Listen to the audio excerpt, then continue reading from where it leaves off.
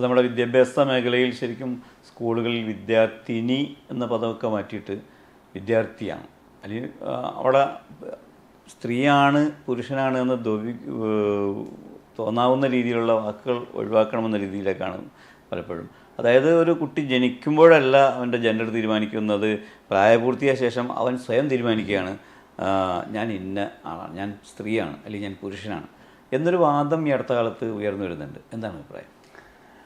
ഇതിൽ ഇസ്ലാമികമായ വൃത്തത്തിൽ നിന്നുകൊണ്ട് നമ്മൾ സംസാരിക്കുമ്പോൾ പരിശുദ്ധ ഖുർആൻ രണ്ട് വിഭാഗത്തെ മാത്രമേ അഡ്രസ്സ് ചെയ്തിട്ടുള്ളൂ.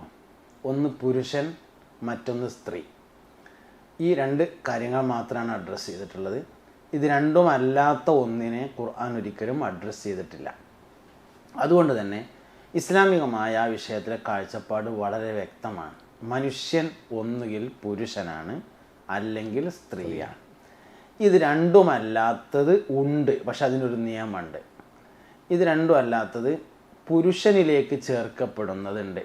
അതിന് മാനദണ്ഡങ്ങളുണ്ട്.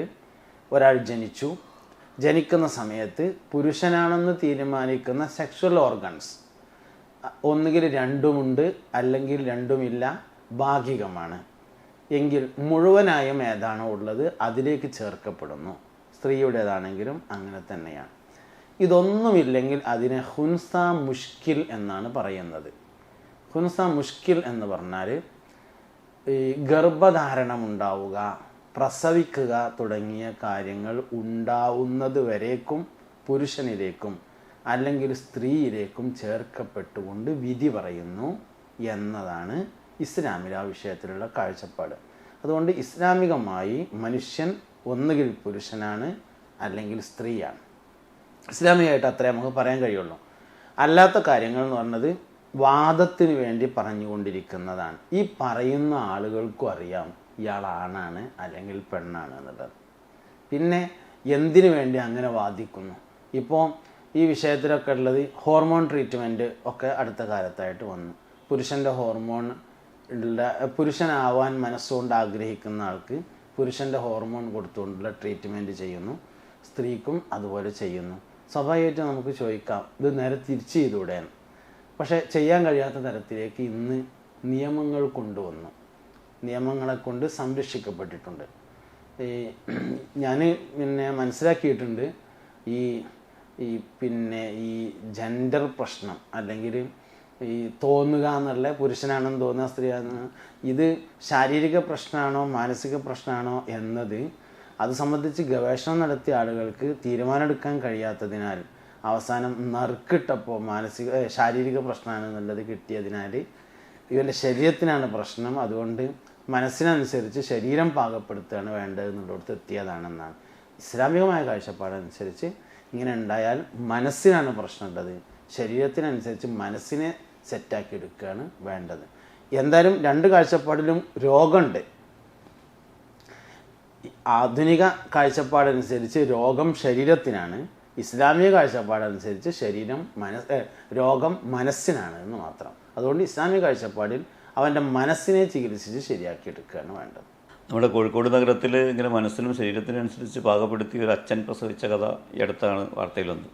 എന്താണ് അതിൽ അത്ഭുതമുണ്ട് അല്ലെങ്കിൽ വാർത്തയാകുന്നു എന്ന് പറയുമ്പോൾ തന്നെ മനസ്സിലാകും ഇത് നാച്ചുറൽ അല്ല എന്നുള്ളത്. അത് വണ്ടി റോട്ടിൽ കൂടെ സുഖമായി മുന്നോട്ട് പോയി, വാർത്തയല്ലല്ലോ, തട്ടിയാൽ വാർത്തയാവുന്നു. കാരണം എന്താ വെച്ചാൽ തട്ടാൻ പാടില്ല, അതുകൊണ്ടല്ലേ വാർത്ത. തന്നെയാണ് വാർത്ത.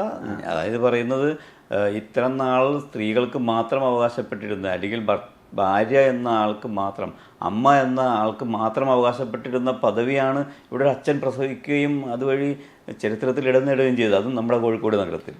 ഈ പ്രസവിച്ചു എന്നതിനാണല്ലോ നമ്മൾ അമ്മ എന്ന് പറയണത്. പ്രസവിച്ച അതിനാണല്ലോ നമ്മൾ അമ്മ എന്ന് പറഞ്ഞത്. അത് അമ്മ സ്ത്രീ ആയിരിക്കണം എന്ന് നമ്മൾക്ക് കാഴ്ചപ്പാടുണ്ട്. നമ്മുടെ കാഴ്ചപ്പാടാണ്. പുതിയ കാഴ്ചപ്പാടിൽ നമ്മളെ കാഴ്ചപ്പാടാണ് ശരി എന്നുള്ളത് ആണ്. ഈ പ്രസവിച്ച ആളുടെ പഴയ രൂപം സ്ത്രീ തന്നെയാണ്. ഒരിക്കലും പിന്നെ അച്ഛനായി അഭിനയിച്ചു, പ്രസവിച്ചപ്പോൾ നമുക്ക് ഉറപ്പായി ഇത് അച്ഛനായിരുന്നില്ല അമ്മ തന്നെ ആയിരുന്നു എന്നുള്ളത്. നമ്മളെ കാഴ്ചപ്പാട് ഉറക്കാണ് യഥാർത്ഥത്തിൽ അത് ചെയ്തിട്ടുള്ളത്. പക്ഷെ അത് ഉറക്കരുത് എന്ന് വാശിയുള്ളവർ അത് വാർത്തയാക്കുന്നു എന്ന് മാത്രം. ഈ അച്ഛൻ പ്രസവിച്ചു എന്ന് പറയുന്ന ഈ അച്ഛൻ നേരത്തെ സ്ത്രീയാണ്. പിന്നീട് സർജറിയൊക്കെ നടത്തിയിട്ട് അച്ഛനായി അഭിനയിക്കുകയാണ് യഥാർത്ഥത്തിൽ ചെയ്യുന്നത്. പക്ഷേ സ്ത്രീയുടെ സ്ത്രൈണത, ദൈവം നൽകിയിട്ടുള്ള, അള്ളാഹു നൽകിയിട്ടുള്ള ആ സ്ത്രൈണത ഒളിച്ചു വെക്കാൻ കഴിയില്ല എന്ന നമ്മുടെ വാദത്തെ സ്ഥിരീകരിക്കുന്നതാണ് യഥാർത്ഥത്തിൽ ആ സംഭവം.